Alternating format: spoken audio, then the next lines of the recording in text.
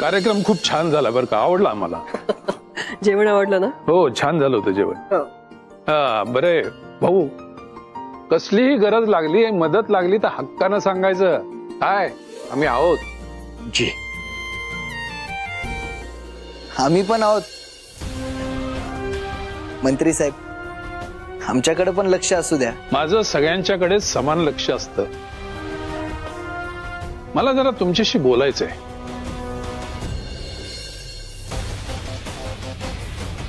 भाऊ, तुम्ही पण या. ठीक आहे. दामिनी ताई, निघू आम्ही. हो, काळजी घ्या. चला.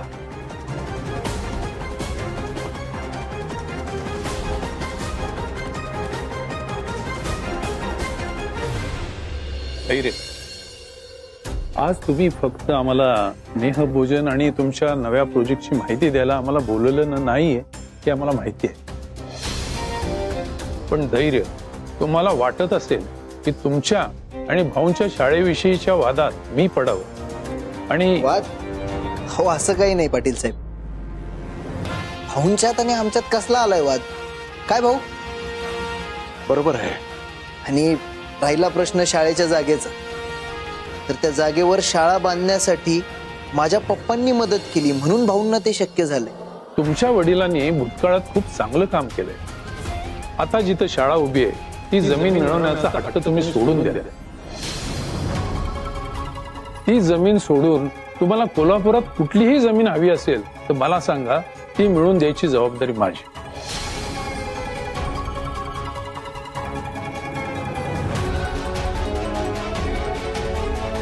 कसं आहे धैर्य, भाऊंच्या शाळेबद्दल सर्व कोल्हापूरकरांचं भावनिक नातं आहे. लोकांना जर कळलं की त्यांच्यावर अन्याय होतो तर आमची जनता आमच्यावर नाराज होईल.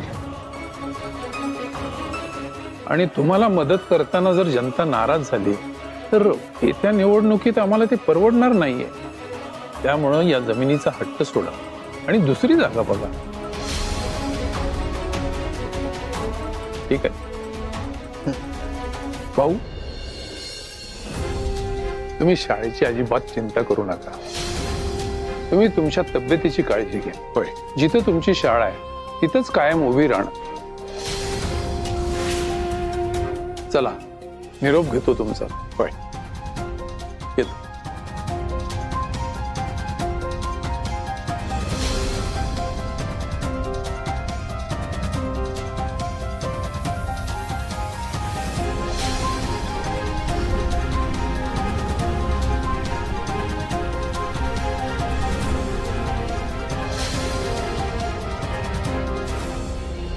चल विदुला, बाय.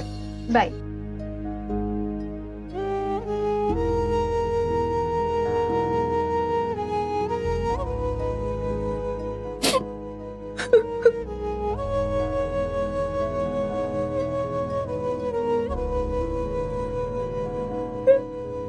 सावी, अगं काय झालं?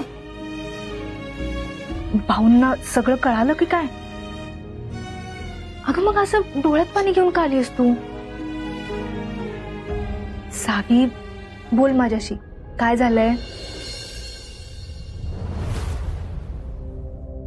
भाऊंना काही नाही कळलं. आपल्याला जे पाहिजे होतं ना तसंच झालं. पण अगं भाऊंचा लय अपमान झाला ग तिकडं.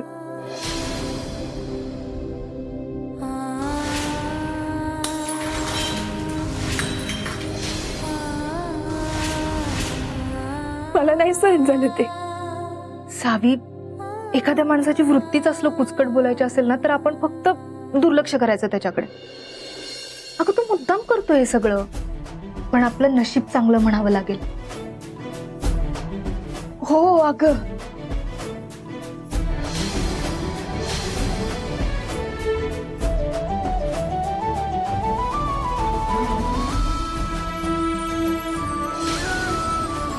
म्हणजे दुश्मनाच्या घरात कुणीतरी आपला फ्रेंड आहे जो जो आपल्याला लपून छपून मदत करतोय. हो खरंच बघ. तायडे, मला ना अजून थोडा वेळ थांबायचं होतं बघ तिथं. पण मी जर तिथे थांबले असते ना, त्या धैर्याने काहीतरी गेम करून मला भाऊंसमोर आणलं असतं बघ. म्हणून जसा चान्स मिळाला ना, मी सटकले तिथून. तर भाऊ पण लवकर तिथनं बाहेर पडले पाहिजेत बघ. देवी, काय पण कर आणि लवकर तिथून भाऊंना बाहेर काढ बघ.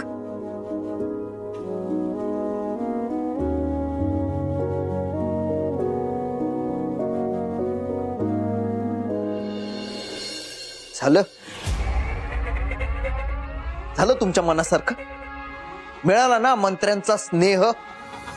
या आता. धैर्य,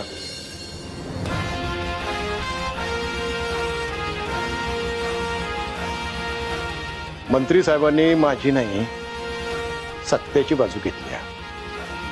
आणि बघा, तुम्ही असं नाराज होऊ नका हो. हे जे काही घडतंय ना, ते जर सकारात्मक पद्धतीने घेतलं ना, तर तुमच्या मनात द्वेषाची आगच निर्माण होणार नाही. हे भाषण द्यायला थांबलाय का इथं? नाही, भाषण नाही. तुमच्यापेक्षा वयानं मोठा आहे म्हणून 4 अनुभवाच्या गोष्टी सांगतोय, त्यासाठी थांबतोय. कसं आहे, शिक्षणाचं व्रत एकदा स्वीकारलं ना, तर ते साधं सुद्धा नसतंय. ते व्रत म्हणजे पुण्याच्या वाटेला पाय लावण्यासारखं आहे. या वाटेवर चालताना द्वेष, मत्सर, राग, लोभ सगळ्या गोष्टींचा त्याग करावा लागतो. मी तो केलाय. आणि ते करत असताना मला बऱ्याच गोष्टींशी संघर्ष पण करावा लागलाय. तोही मी केला. तुम्ही नशीबवान आहात. देवाच्या कृपेनं ह्या वाटेवरती तुमच्या संघर्ष लिहिलेला नाही. तुम्हाला सगळंच सोपं आहे. देवी लक्ष्मीची कृपा आहे तुमच्यावरती. तिच्या साथीनं सरस्वतीचा वास असणाऱ्या अशा हजारो शाळा तुम्ही उभ्या करा. नाही अजिबात, चांगलीच गोष्ट आहे. पण एकच विनंती करतो, हे राग, लोभ वगैरे एकमेकांबद्दल जे आहे की नाही, हे सगळं सोडून द्यावं, एवढीच विनंती आहे.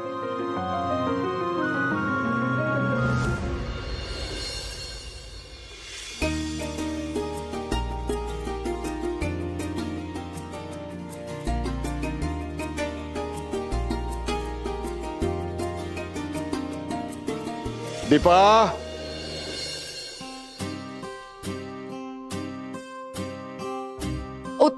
अहो अहो काय करताय? घर बघायला ना तुमचं कसलं भारी घर आहे हो. दीपा. हा भाऊ, आले आले. ताई थांबा थांबा, बांधून देऊ काय? देताय काय? नाही नको नको, बर द्याच. आले, राहू दे बघा, देते की. अहो थांबा. अहो धैर्य, अरे पण भाऊ आले आले. वेळ चालेल, थँक्यू. ती गाडी मिळेल का परत जायला? ते तुमचं तुम्ही बघा. बरोबर. दीपा. हा आले भाऊ.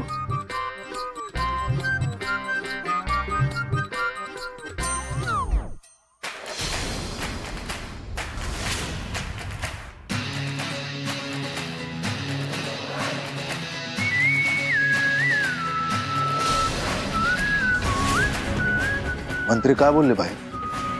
भाऊंच्या जागेचा विचार सोडून द्या. तुम्हाला हवी तिथं दुसरी जागा मिळवून देतो, पण भाऊंची शाळा आहे तिथंच उभी राहणार म्हणे.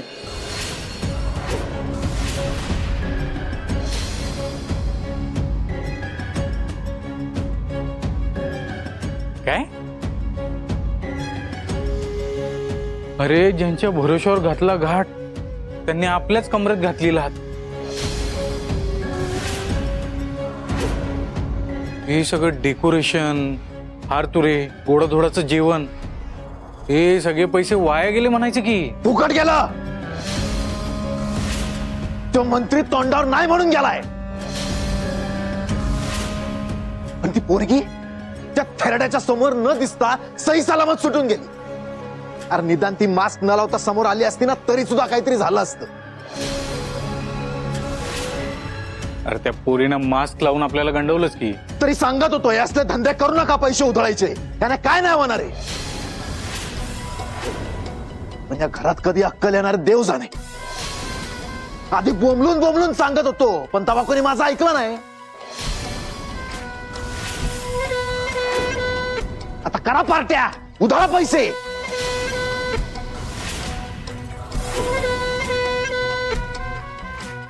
धैर्य पार्ट्या करतायत.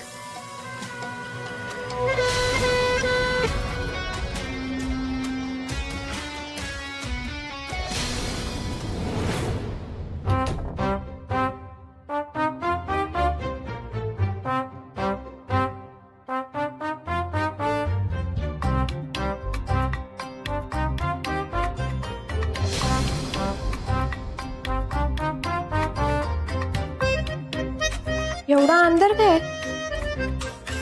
कुठे गेली सगळी? भाऊ, आई, अथर्व, कुठे गेली सगळी?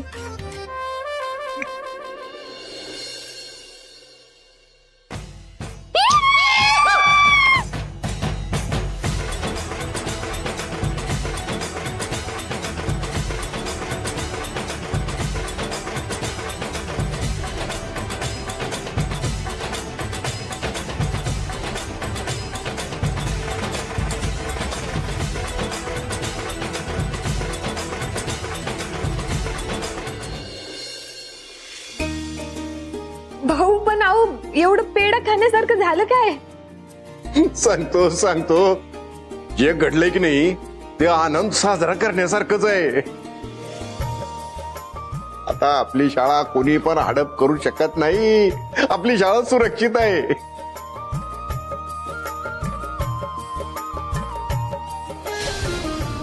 आज मुजुमदारांकडे गेलतो. मुजुमदार? अहो पण तुम्ही तर नाही बोलला होता ना. कसं आहे, खरं तर जाणार नव्हतोच मी, पण मंत्री साहेबांनी शब्द टाकला ना, याच म्हणून जावंच लागलं. तेव्हा चर्चेमध्ये त्यांनी सांगितलंय की भाऊरावांच्या शाळेकडे अजिबात बघायचं नाही, त्यांच्या शाळेचा विचार करू नका. तुम्हाला पाहिजे तर कोल्हापुरात दुसरी शाळा बांधा कुठं पण. काय सांगताय काय भाऊ? मला पण म्हणले तब्येतीची काळजी घ्या, जपा. आता तुमच्या शाळेला काही पण होणार नाही. काय सांगताय काय भाऊ? होय.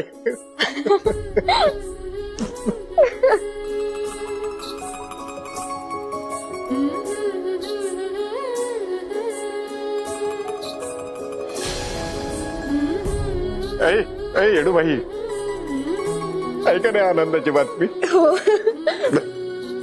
पेढे खा. नाही नाही, आजी तुम्ही खा. घेतो घेतो. हे असं असतंय बघ. म्हणजे कसं आहे, आपण जितकं चांगलं काम करू, पुण्य कर्म करू की नाही, ते या चांगल्या कामाच्या रूपानं आपल्याकडे परत येत. देवीची कृपा आहे, तिचं लक्ष आहे आपल्यावरती. खरंय भाऊ. आई धर, खा खा खा. अगं आतू धर, धर परात आणि जोरात गाणं वाजू. हा धर रिने, तू पण खा पेढा.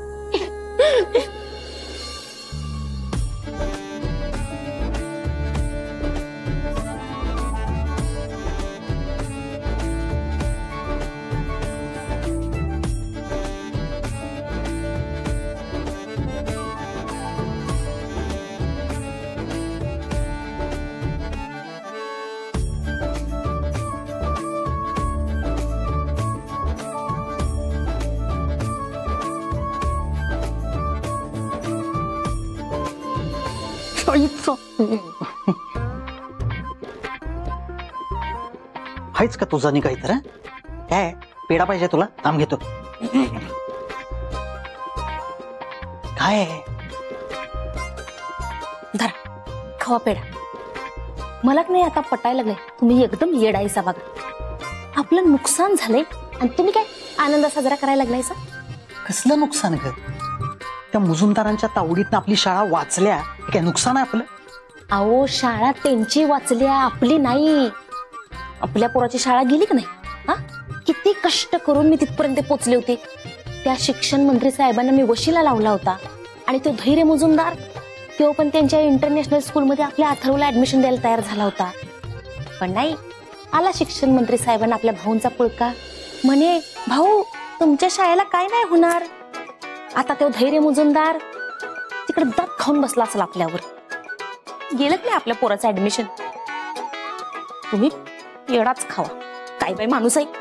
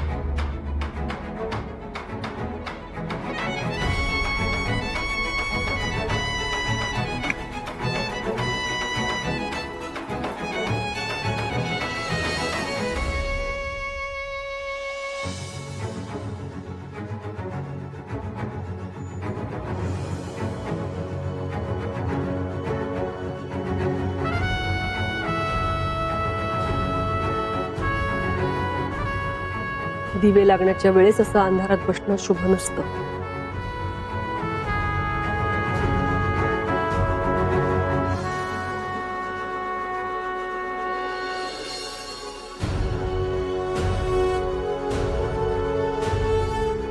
काय झालं? असा चेहरा पाडून का बसलायस तू? स्वतःचा चेहरा बघायची लाज वाटतेय म्हणून अंधार करून बसलोय. एवढी सहजासहजी सुटून गेली ती पोरगी हातात ना. एवढ्या मेहनतीनं केलेला प्लॅन सगळा फसवून निघून गेली.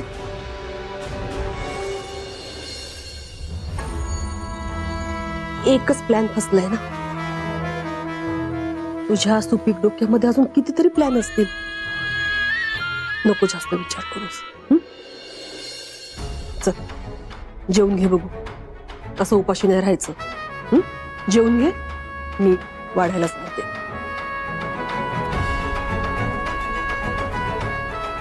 ये.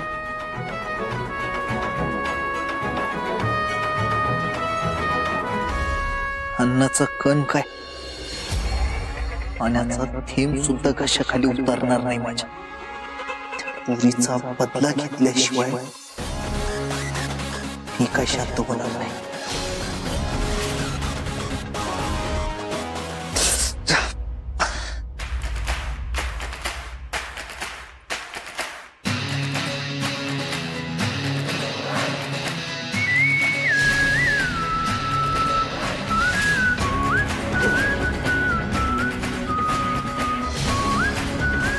इथून गेली खरं, मला त्रास देणं नाही सुटलं. सावी नाईक, मी पण तुला नाही सोडणार.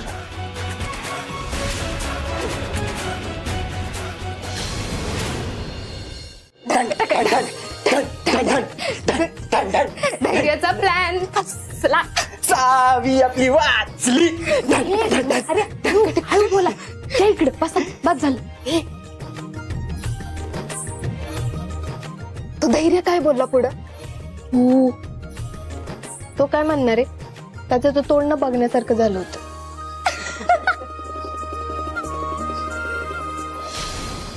कानातलं कुठे गेलं माझं? नाचताना पडलं वाटतं. चल हुडकूया. अगं नाही नाही, राहू दे. आता मला लोटायचंच आहे, तेव्हा सापडत. हा, पण किती भारी ना, शाळा टेन्शन फ्री झाली. आणि भाऊ पण किती खुश आहेत ग. खरंय बघ, त्यांच्या वाट्याला ना असा आनंद नेहमी यावा.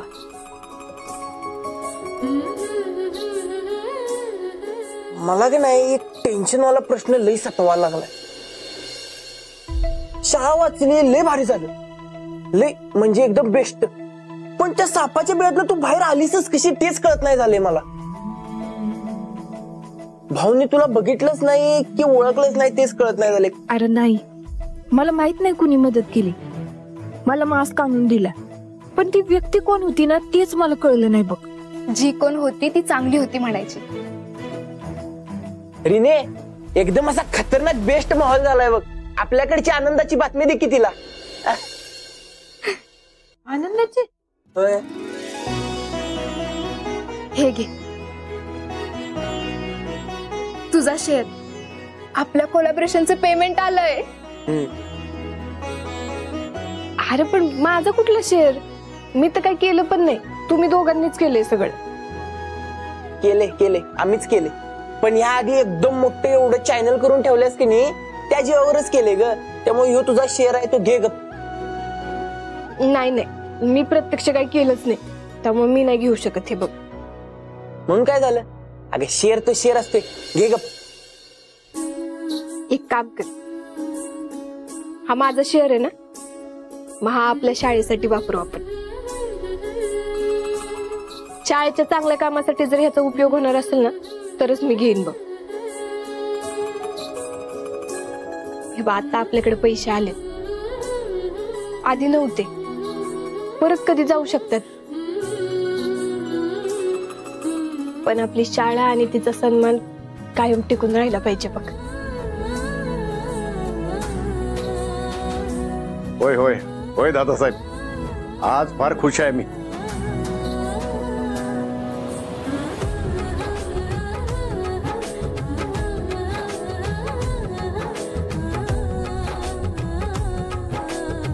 भाऊंच्या डोळ्यातलं हे शाळेचं स्वप्न कायम टिकवून ठेवणं हे माझ्यासाठी लई इम्पॉर्टंट आहे.